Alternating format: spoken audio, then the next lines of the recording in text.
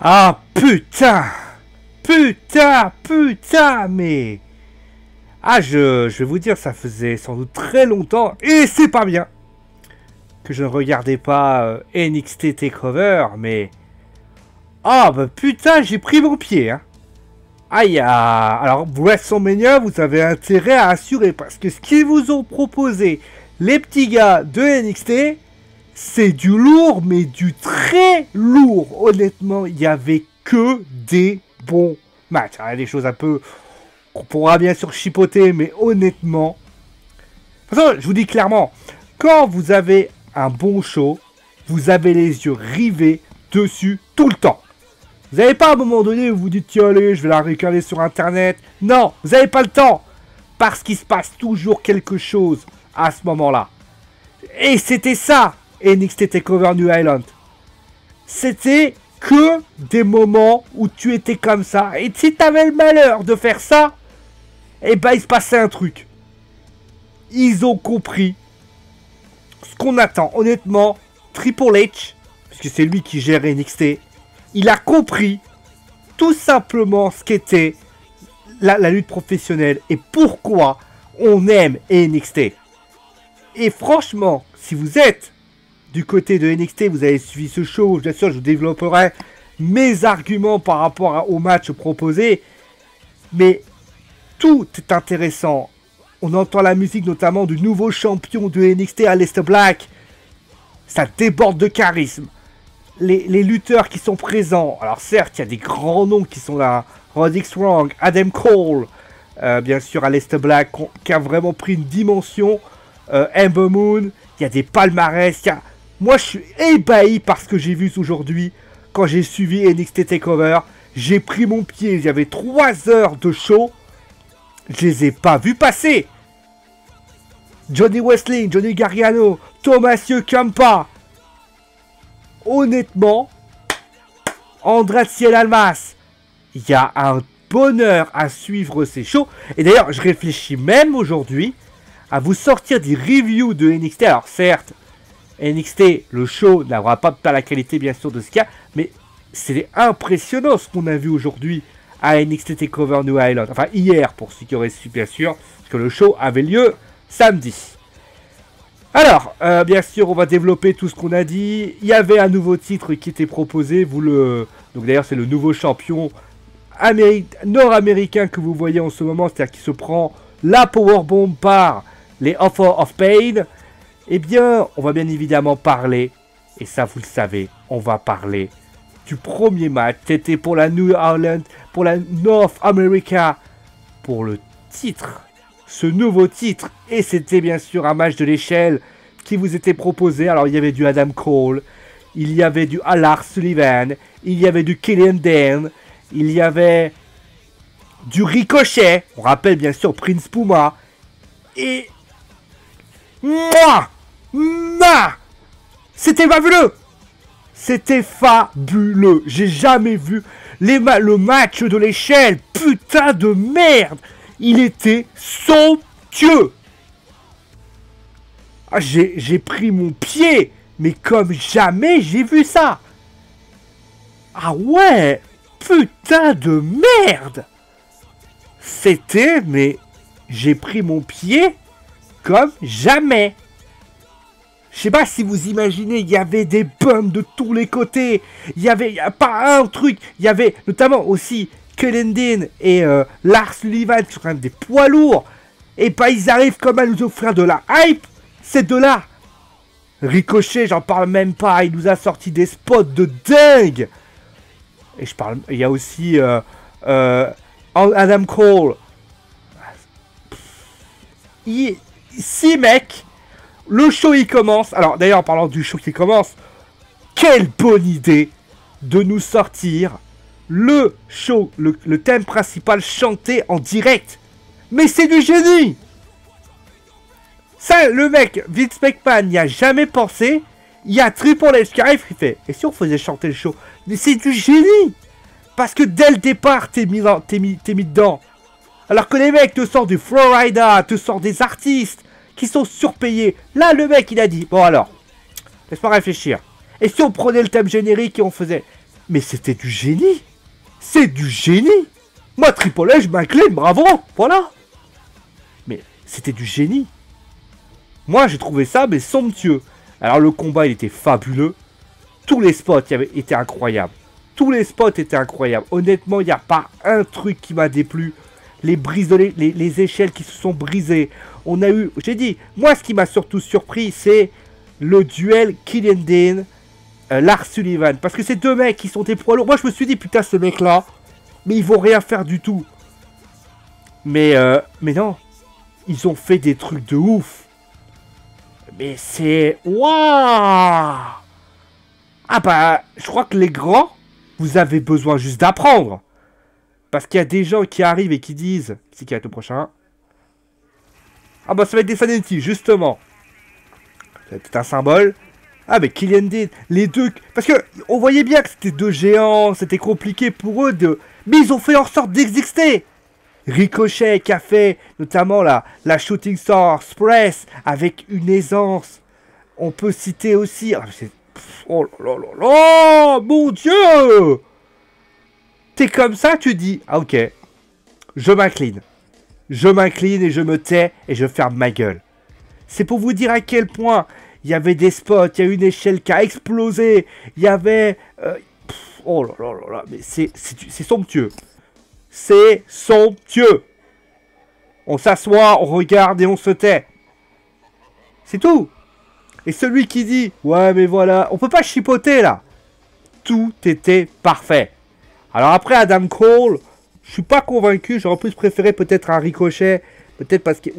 Ah oui, d'ailleurs, mention spéciale à un mec que je connaissais pas du tout, et honnêtement il m'a épaté, c'est aussi Velvet Dream. Je l'avais vu faire le duel avec Aleister Black, et je crois qu'Aleister Black avait plutôt louangé ses gestes, j'avais pas vu le match. Là franchement, lui aussi il a été là. Attends, les 6 ont été grands. Adam Cole, EC3 qui ont été là. Alors, un peu plus en retrait, j'ai trouvé. Je l'ai trouvé un peu plus en retrait. Mais, parce que voilà, on mettait beaucoup en avant Lars Sullivan et Killian Dane, Ricochet avec ses prises très aériennes, Adam Cole aussi. Mais, voilà, EC3, mais après le match est tellement grand. Et puis on est 6, forcément c'est plus compliqué vraiment de se faire remarquer. Et bah putain, moi je vais vous dire... Moi j'applaudis. Honnêtement, les 6 mecs ils nous ont offert ils nous ont dit voilà. Voilà ce qu'il faut faire.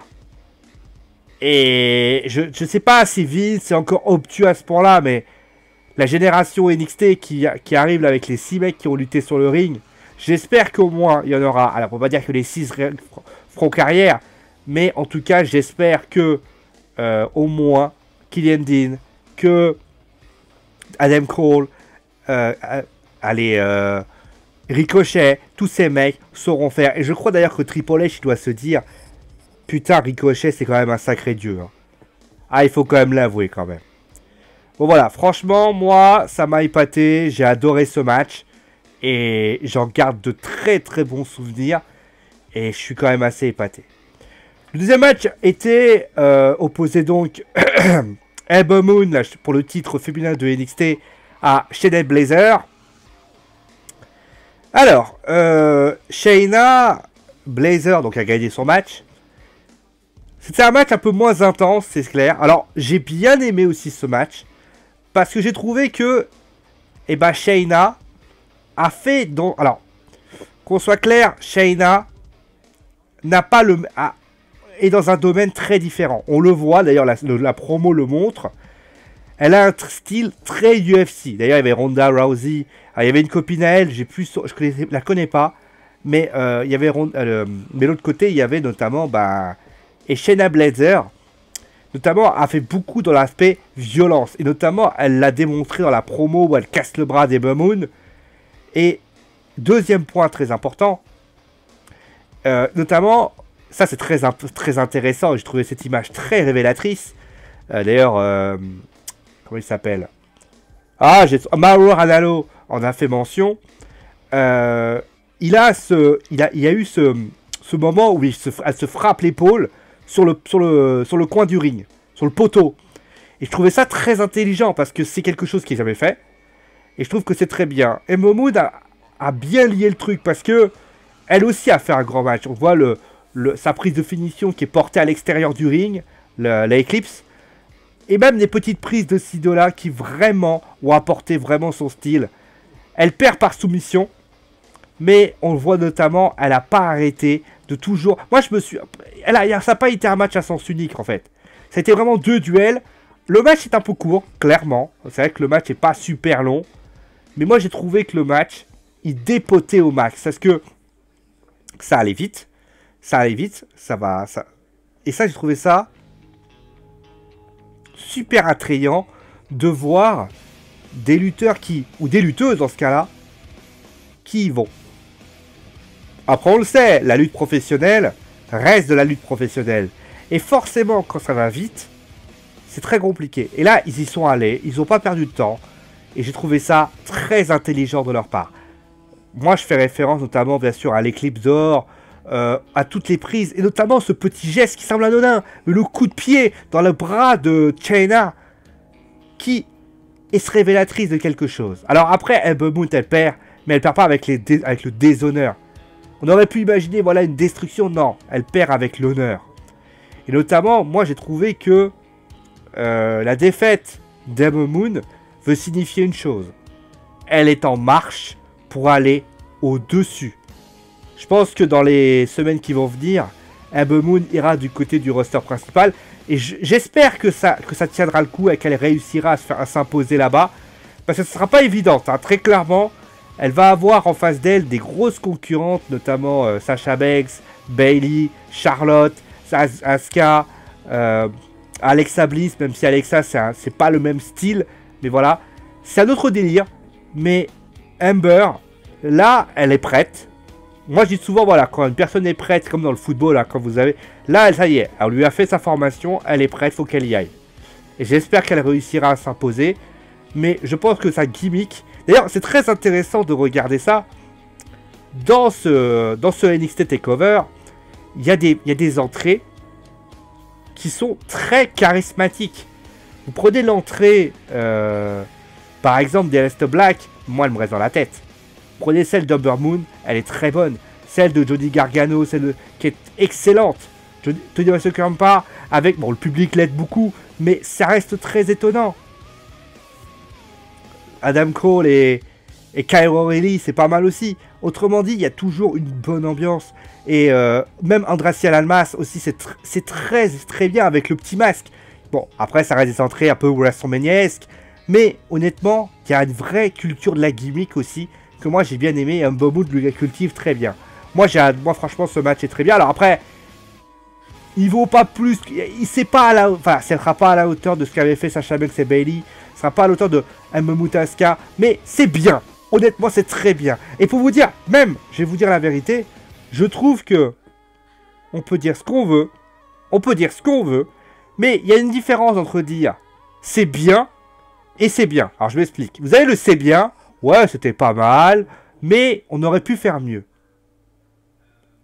Et vous avez le c'est bien, mais forcément parce qu'il y avait mieux avant. Et ça, c'est une réalité. Ah, c'est bon. Parce que je croyais que le truc avait bloqué. Il y a des musiques, je vous jure. J'ai mis l'aléatoire en vous sortant des musiques de ci, de là, mais je me... C'est assez énergique, hein, faut l'avouer. Bon, après... Donc, là où je veux en venir, c'est qu'il y a de l'autre côté le c'est bien, et honnêtement, c'est bien. C'est pas exceptionnel, mais ça vend son steak, en fait. Si tu me donnes ça à la WWE, si tu me donnes ça et tu me dis tiens prends ça, eh ben ça vend son steak, moi je suis content. Quand tu vas voir par exemple, je prends un exemple, quand tu vois les deux matchs qui vont avoir lieu entre Asuka et Charlotte et Alexa, même si Asuka et Charlotte je pense que ça sera un bon match. 2 secondes. Bon désolé, j'avais oublié de faire un truc, résultat il fallait que je le fasse. Bon. En tout cas, voilà, j'ai à peu près tout dit hein, pour le match entre Ember Moon et Shayna Baszler. Alors après, maintenant elle est championne. On va voir, mais en tout cas, bon la division féminine, on a quand même l'impression qu'elle va quand même se stabiliser un petit peu. Comme à chaque fois, hein, bien évidemment, hein, c'est un cycle. Hein. Mais il y a quand même du beau monde. Et je serais pas étonné que ça pète sa race encore un peu. Après, je pense que il y a certaines lutteuses qui vont sans doute traverser le haut. Je pense à Peyton Ross, je pense à Nikki Cross, je pense notamment à Ember. Ce qui est dommage d'ailleurs avec Ember, c'est que finalement, elle n'a pas conservé sa ceinture très longtemps. Et ça, c'est un peu dommage. Mais bon, c'est du chipotage. Peut-être qu'elle aurait... Voilà, elle a quand même un grand avenir devant elle. Et ça, c'est une réalité. Bon, on va passer maintenant au troisième match. Alors, donc c'était le Dusty Rhodes. Alors, attendez que je me reprenne bientôt. Tag Team classique. Donc, Amérique pourra récupérer voilà, le fameux trophée pour la division Tag Team. Alors, il y a un bémol. Bah, après le bémol, je le comprends.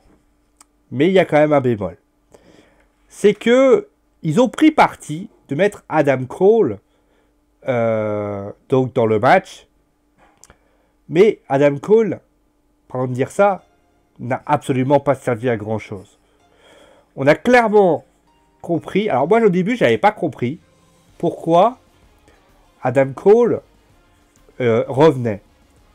Et puis, quand j'ai vu la personne, donc à la fin du match, donc c'était Bobby Fish, arriver, je me suis dit, ah d'accord, je comprends mieux. En fait, il est blessé.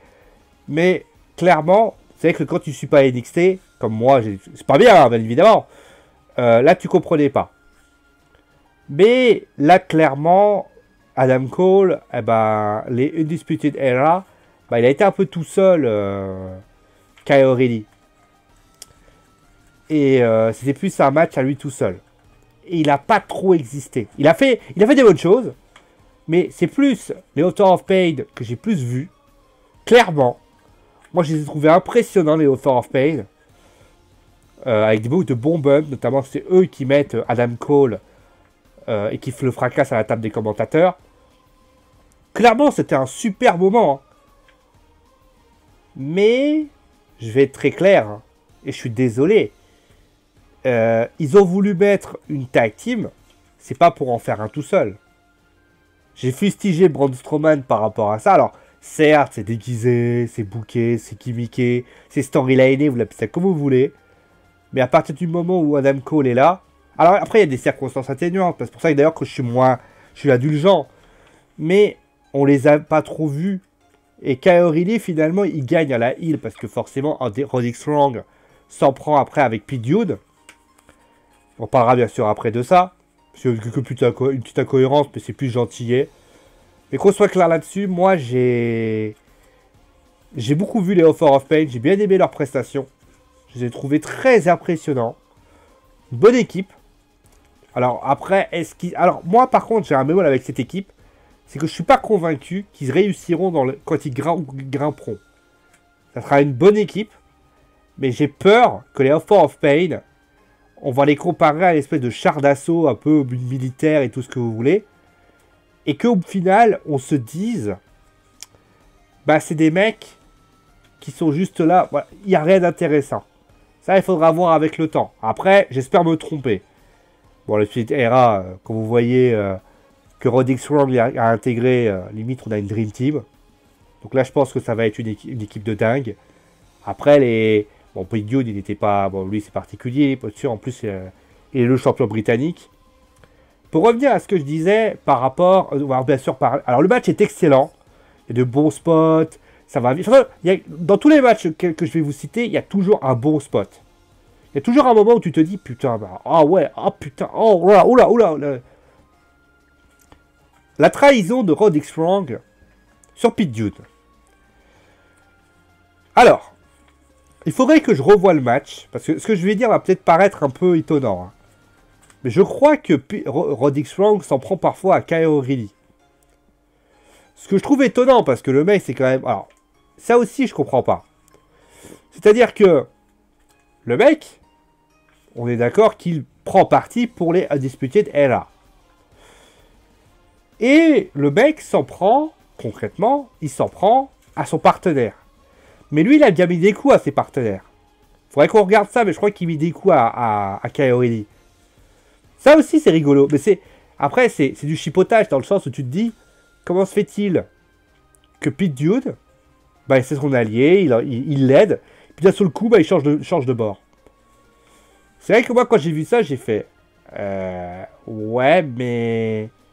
Pardon de te dire ça, mais tu l'as pas défendu il y a 5 minutes. Donc le heel turn, faire comme ça, j'ai envie de dire, il est pas... Alors, clairement, si t'es pas préparé, si t'as pas suivi, tu te dis, ah ouais, quand même. Mais, tu te dis, le mec a quand même fracassé quand même plusieurs fois les Undisputed Era, pour finalement... Alors, à part avant les matchs, hein, mais je parle du match en lui-même, hein, pour au final se retourner contre lui, et après, non. Bon, voilà. Moi, c'est mon petit bémol, c'est... Clairement, Roderick Strong, en plus, soit Pete Dunne... Enfin, je suis pas convaincu par l'idée. Après, on peut me dire ce qu'on veut. Il y en a qui vont sans doute me dire que... Après, c'est clairement du chipotage. Hein. Parce que, clairement, quand on y réfléchit bien, c'est fait de... C'est finalement une incohérence, mais l'incohérence... Comme moi, quand, par exemple, je vous dis... ouais, mais... Le mec, il peut mettre un coup de chaise. Non, oui, les incohérences dans le catch qu'on voit gros comme une pastèque. Mais ça, c'est une incohérence qui m'a toujours fait rigoler. C'est-à-dire, le mec, il est dans le public, il s'entraîne, ils sont trois, puis d'un seul coup, le mec, à la révélation, il va dans l'autre côté. Alors que juste avant, il se tapait avec il était super pote avec lui. C'est toujours un truc qui m'a fait rigoler, ça. Mais ça ferait depuis le temps. Hein. Mais sinon, voilà. Après, bon. Pete Dunne, Roderick Strong, ça peut être qu'un bon match. Alors, mettre Roderick Strong dans la Undisputed Era, je suis pas convaincu. Je pense que Roderick Strong en solo c'était bien. Mais bon après il faut voir parce que si c'est pour relancer la division britannique, ça peut être aussi une bonne idée. On va voir ça comme ça. Après Roderick Strong ça se trouve il est même pas... Putain, je vais regarder parce que Roderick Strong ça se trouve il est même pas britannique. Ça conduit peut-être une connerie. Ouais en plus non il est américain donc c'est même pas cohérent ce qu'il a fait. Donc finalement... voilà justement parce que Pete Dunne a cherché à se venger. Mais il n'y a pas de lien avec la division britannique. Enfin, je sais pas. Bon, après, c'est une rivalité comme ça. Hein. Qui sait? Après, on le voit, hein, cette image d'ailleurs que vous voyez en ce moment. Et donc, on va passer maintenant, eh bien, avec, forcément, vous l'avez deviné, le match pour le titre de NXT. Andrade Cien Almas contre Aleister Black. Déjà, j'ai envie de vous dire, putain, Aleister Black, quel charisme! Alors, je suis un peu déçu qu'il ait un peu fait des onces de joie à la fin. Parce que, certes, il se met à genoux, mais il est content.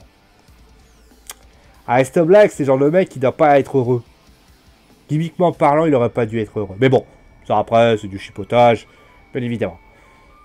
Mais, moi, en tout cas, pour ce qui s'agit du vrai chipotage en règle, pour ainsi dire, le match était excellent. Andrade Cien Almas. Que dire? Que dire? Que dire à part... on a deux grands lutteurs sur le ring. Que dire? Il y a deux grands lutteurs sur le ring. Deux exceptionnels lutteurs sur le ring et ça se voit. Aleister Black, Tommy End. Exceptionnel. Des prises en tout point. Et même des moments de frisson avec Andrade Cien Almas qui te sort des bonnes prises et qui n'arrive pas à conclure. Bravo. Bravo, j'ai rien à dire. Bravo à eux. Ça... C'est là qu'on voit que quand vous mettez deux techniciens sur le ring, ça peut faire qu'un bon match. Mettez-les, laissez-les faire ce qu'ils veulent et vous sortent le match parfait. Et c'est le problème aujourd'hui aussi parfois de la WWE, c'est à vouloir aller trop vite.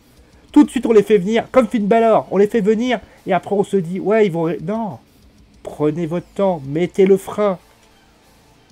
Justement, laissez-les grandir d'eux-mêmes, ils ont la possibilité de le faire.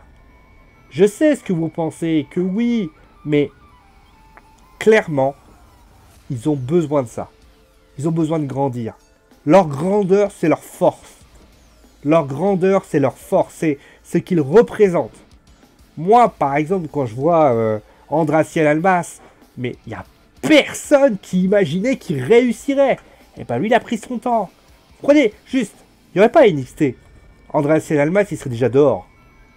Mais Andreas Cien Almas, il a réfléchi. Alors bien sûr, la présence de Zelina Vega est, pour ainsi dire, qu'il l'a relancé, clairement. Mais ce que je veux dire par là, il y a des... Putain, j'ai des technos du million classique et impressionnant. Qu'on soit clair là-dessus. Andreas Cien Almas, il aurait été dans les...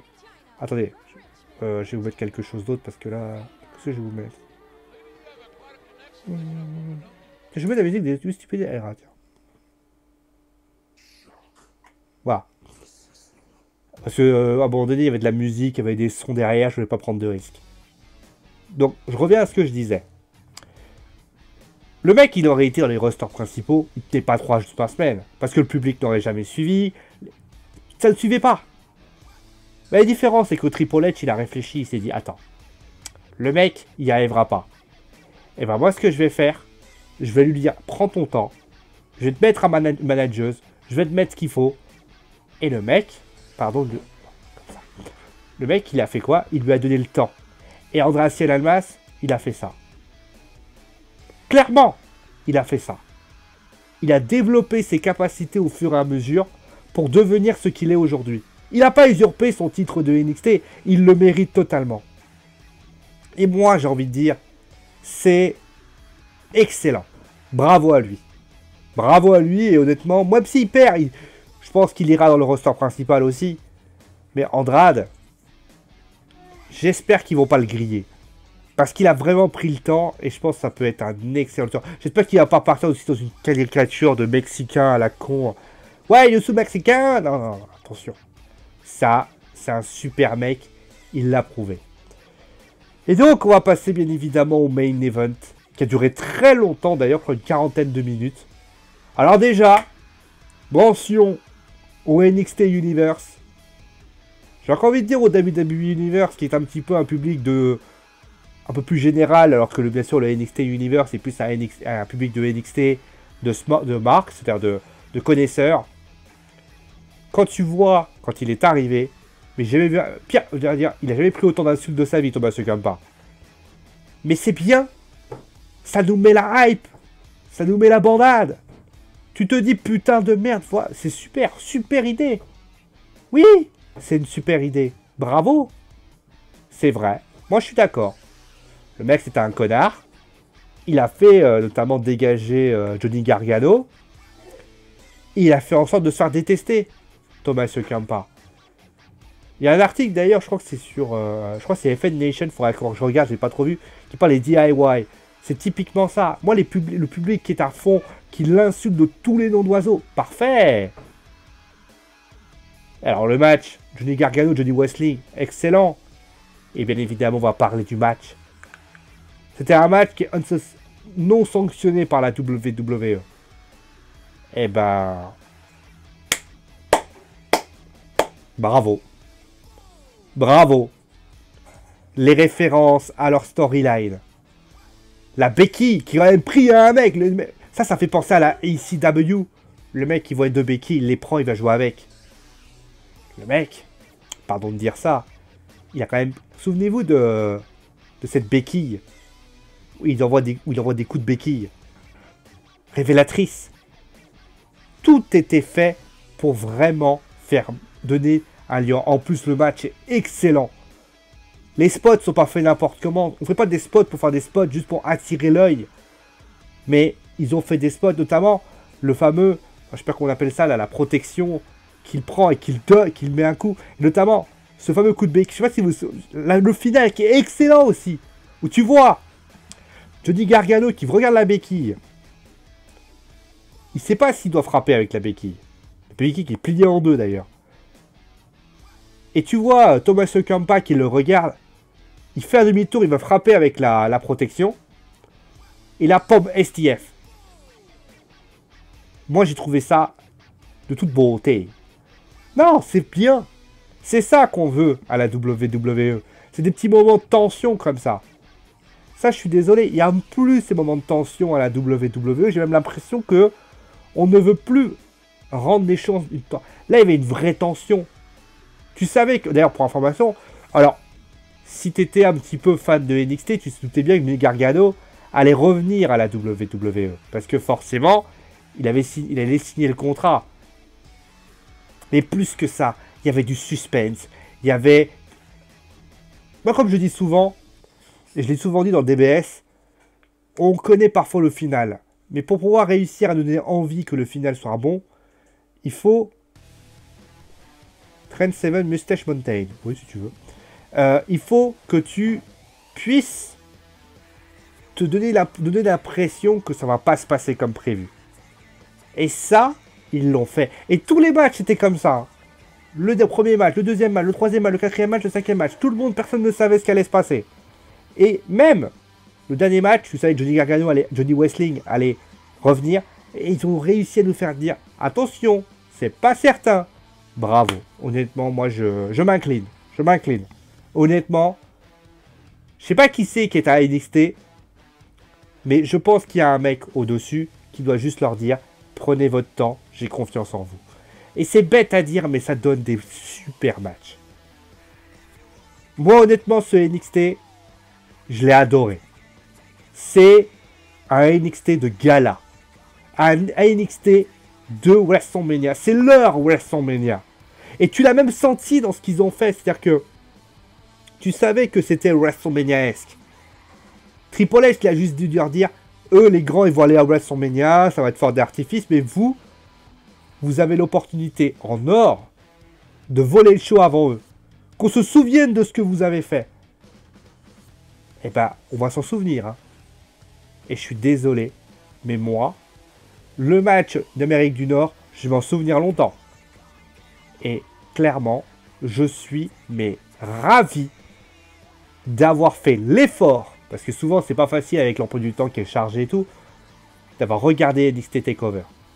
J'ai pris plus mon pied avec NXT TakeOver qu'avec Raw et SmackDown du show précédent. Vous vous rendez compte que d'un côté, on a Raw et SmackDown qui sont ce qu'ils sont, hein, voilà, ce qui est chaud, et voilà. Ben moi, j'ai pris plus mon pied sur ces matchs-là. Et j'ai vous dire, là, j'ai suivi du lourd, là. Avec des gamins, alors, je dis gamins parce que, bien sûr, parce qu'ils sont pas encore des superstars de la WWE. Mais moi, je vais être très clair. Hein. Si, demain, enfin, la semaine prochaine, parce que vendredi prochain, Wrestling Show, je le rappelle, si c'est pas à la hauteur, et moi, j'ai aucune pitié pour eux. Hein.